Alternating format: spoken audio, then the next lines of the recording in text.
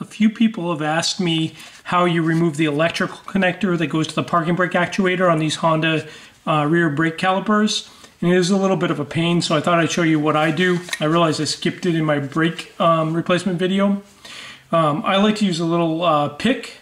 You're supposed to be able to just like pull back on this tab, and that's supposed to release the lock on the connector.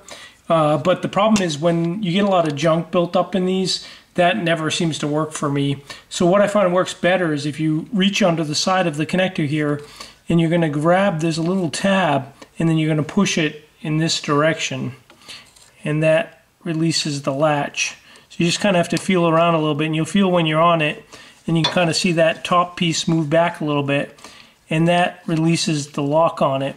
And then you just want to pull backwards on the connector when you've got that latch opened up.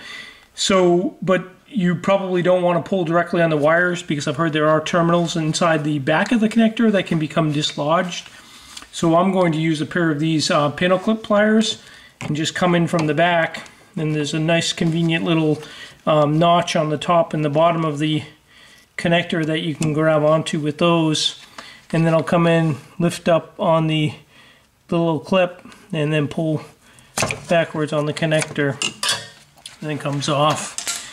And so now you can see with it removed, that's the little tab that it locks on.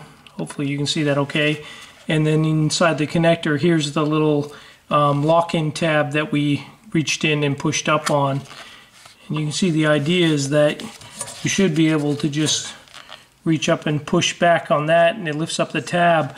But again, these get so much junk in that you can't really push back hard enough on this tab to lift it up. So that way works pretty well, I think.